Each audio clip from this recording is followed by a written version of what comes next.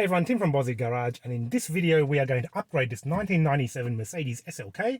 We're going to take the old single-din head unit out. We're going to put in the new Eonon X3U car stereo, which has wireless CarPlay and wireless Android Auto. Having things like CarPlay and Android Auto gives you maps, it gives you assistants like Google Assistant, Siri, it gives you voice control for your car stereo as well, so it's a lot more safe. And nowadays, with products like the Eonon, they make a direct replacement, which I think is going to be really quick and really easy in this particular car today. I've already put an Eonon X3 in my other car, an Nissan S15. Click up in the corner for that video. All right, there we go. Got it. Nice and easy. This one doesn't have many connections, just a aerial connection and the harness connection, which I'll just disconnect here.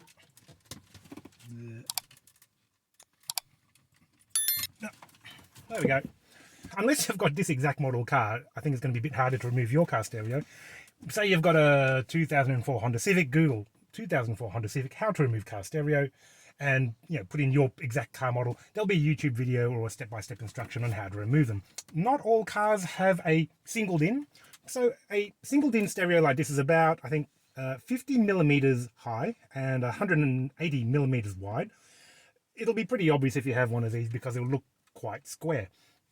You can also get double DIN as well, and if you've got a double DIN car stereo that you want to upgrade, I highly recommend the Eonon X3, which I reviewed in my other video. Click there again to have a look at that. That's fantastic. This one, in theory, should be a direct plug-and-play replacement in this car. I'm going to explain why in a moment. So, quite a compact box here. It includes a backup camera, which is really, really cool. I've done a whole video on installing backup camera on the other Eonon product I've got. So again, click on the video in the corner if you want to see how to install a backup camera into your car. This also comes with a pretty standard wiring harness. And if you look at the plugs there, I don't know if you can tell, but these are ISO connectors, ISO, which are really, really common in a lot of European cars from 10, 20 years ago. Again, this Mercedes here, but if your car doesn't have a standard ISO connector, what you can do is buy a converter. So example, Nissan to ISO connector, Honda to ISO connector. I'll put a link in the description below. If you're going to buy an ISO adapter, highly recommend Amazon because they give you really quick or free delivery and really easy returns too. Your local auto parts store may not offer the same flexibility. The unit itself, I've got a user manual. We've got the car stereo too, and it's really, really shallow. Have a look at that. Compared to the one I've just removed from the car, it's literally half as deep, which is actually quite useful because often there's not much room behind a car unit to stick a whole bunch of cables. So what we've got here is we've got a rotary volume knob. Love that. Too many cars have touch screen or capacitive volume buttons and they're terrible. There is nothing in the world as easy to use and as satisfying to use as a rotary volume knob. So top marks, that's why I picked this particular unit here. We've got an auxiliary input or output, not quite sure. We've got a USB socket, so you can plug a USB-A cable in and charge your phone. And there's a reset button and a built-in microphone on the front. There's a little mounting panel here, this metal thing that goes across the top, which we may or may not need. Around the back, we've got the wiring plug for the car. And again, this is what we call an ISO connector. ISO stands for, I think, International Organization Standard, something like that. But as you can see, there's two different plugs. And the little clip on top is in different locations, so you can't mix them up. One of the plugs will carry things like power, constant power, switched power, a ground cable, illumination controls, whatever. And the other plug is 4 pairs of stereo output. Got a fuse as well, and we've got audio out, the red and the white one, in case you want to run an external amplifier. That one there is for your antenna connection, and an external microphone, which is cool too. So what we're going to do, we're going to install this. This should take literally no time at all. I'm going to zoom in and show you why. So with the aftermarket Pioneer car stereo removed, you can see there's actually not that many cables going to it. That's the beauty about having an older car. It's pretty simple. This is the factory plug from the Mercedes that comes out of the car and goes into the head unit. And as you can see, it's got those 2 blocks of 8, the 2 ISO connectors, all sort of joined up together in one. And again, if you don't have that sort of connector in the back of your original car stereo, you can get an adapter that goes from, let's say it's a Honda, comes out of here, then you plug an adapter that goes from Honda, and then the other end looks like an ISO connector. I'll put some links to some in the description below, but try and do your own research to get the exact adapter that you might need for your car. And again, you might not actually need one, because if you're lucky like me and you've got an ISO plug straight out of your car, this will actually plug straight into that there. Can you imagine it? Other times I've had to rewire, taking me an hour or so. This will actually just plug straight in. The other thing coming out of the car is the antenna connection.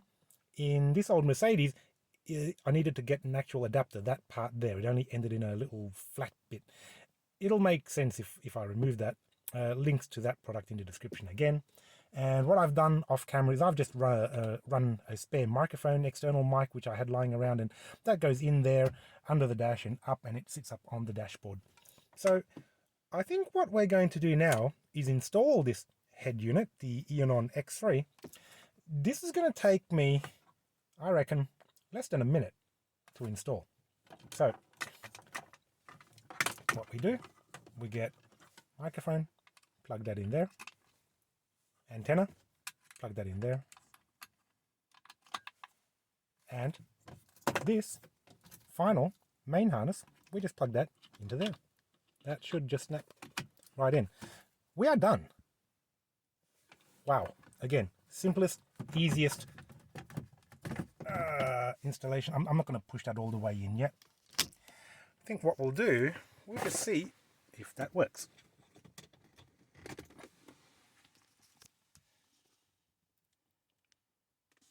Ooh. There we go.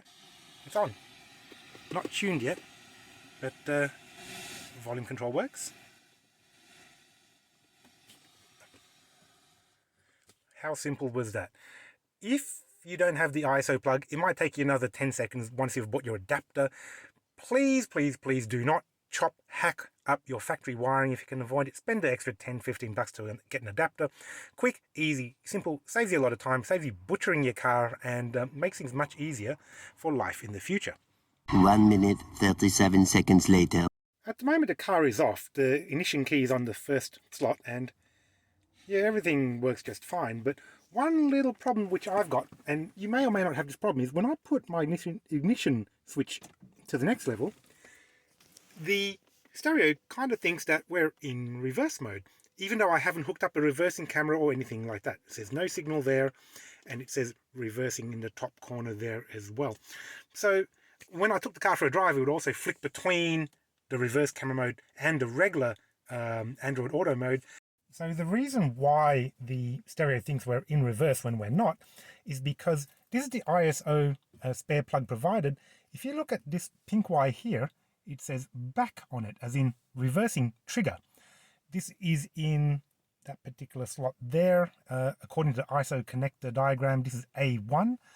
But in most cars, or in most ISO situations, that connector there, that particular wire, is actually for a speed sensor trigger, which is of no good to us at the moment.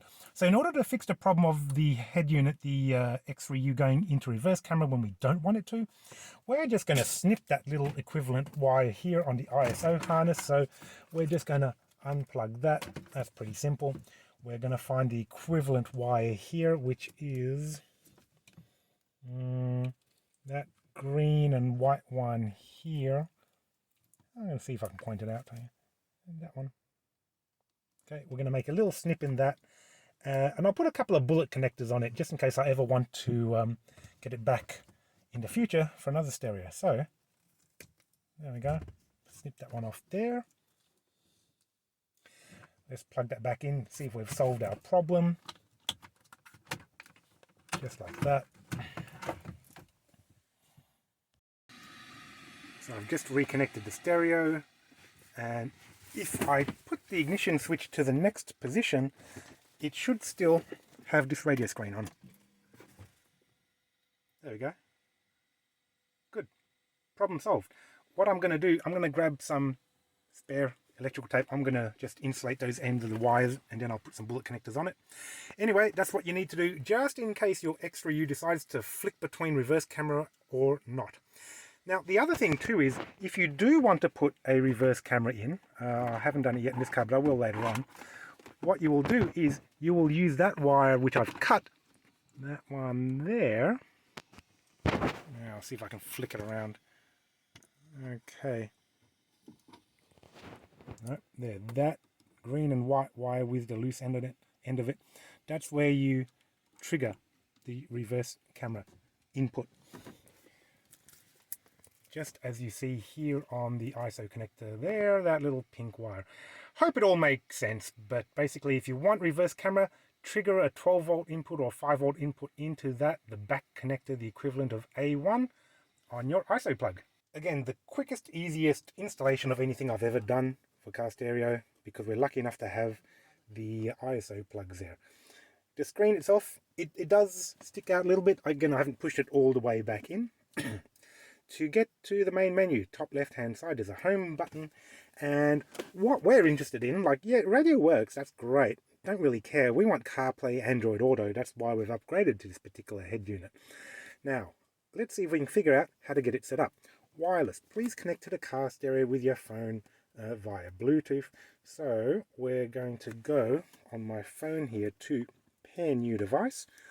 Got my Pixel 7 Pro here. It tells you which one to connect to. Car BTC D7, there we go. Click on that, and just like you're pairing like headphones or any other device, it takes a moment or two.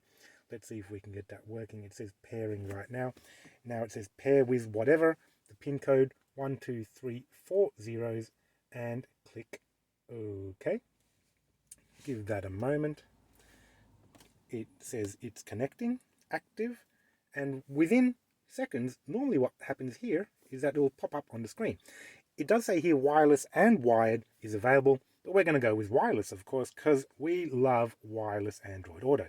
When safe, the very first time that you connect your phone to this unit or any car stereo unit, you're going to have to give it permission to use Android Auto. So hit continue. You won't have to do this every time, just the first time.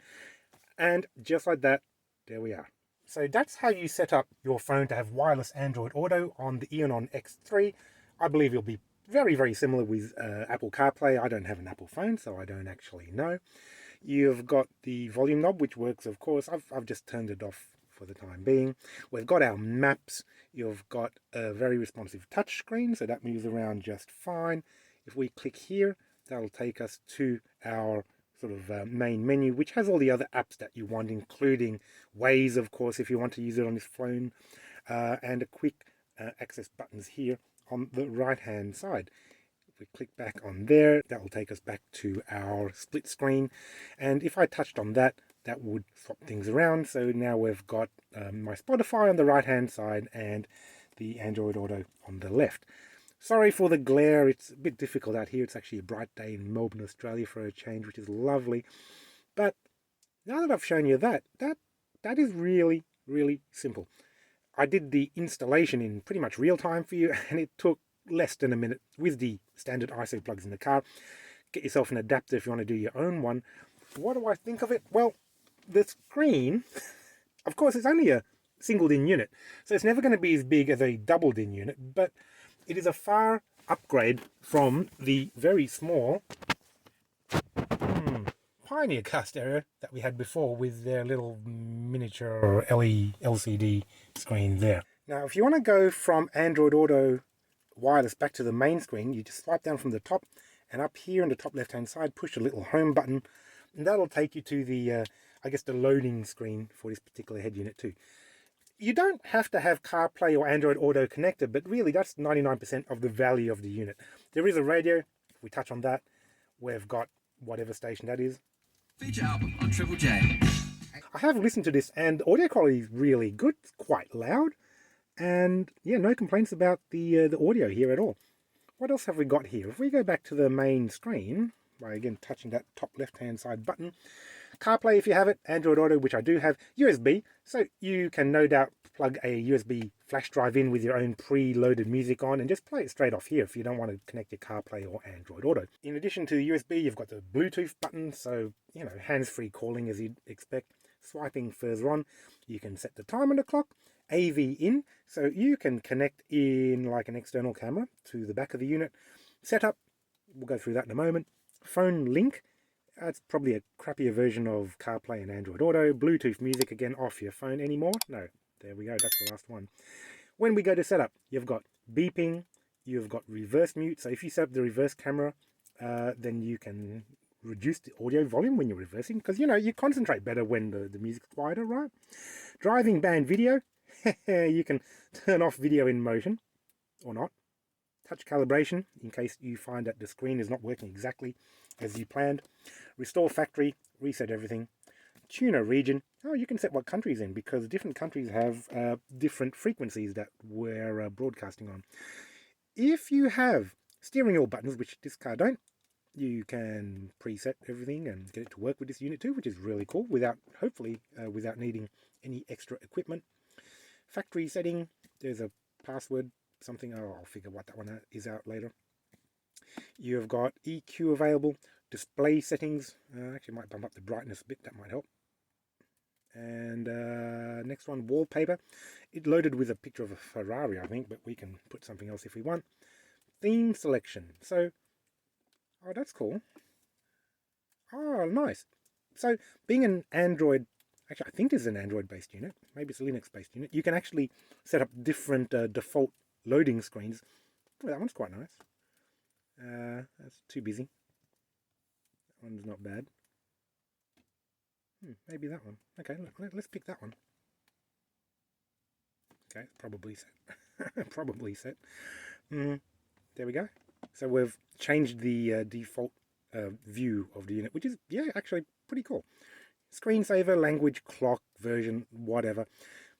So guys, that's my video on the installation of the Eonon X3 single DIN wireless CarPlay and wireless Android Audio unit into an old car. This is a 28-year-old Mercedes. Plenty of older cars from 10-15 years ago will only have a single DIN or a double DIN unit, and Eonon, they're more of a brand name than some of the other really cheap and nasty AliExpress, Temu sort of stuff which I've seen in there. I actually did have a super cheap, like $50 AliExpress unit in here for a while, and I threw it in the bin after about a week. It was terrible, it was slow, the audio quality was pretty average, and it didn't work anywhere near as good as this Eonon unit right here. So far, highly recommend it. Have a look in the description below. I'll see if I've got a link and discount code or whatever to offer for you guys. If you have any problems with the installation of it, please leave a comment below and I'll try and get back to you on it. And I'm always modifying cars if I can and reviewing EVs where I'm allowed to. So if you've got any suggestions for future videos, please let me know. Look at how good that is though, compared to the old head unit that we had there.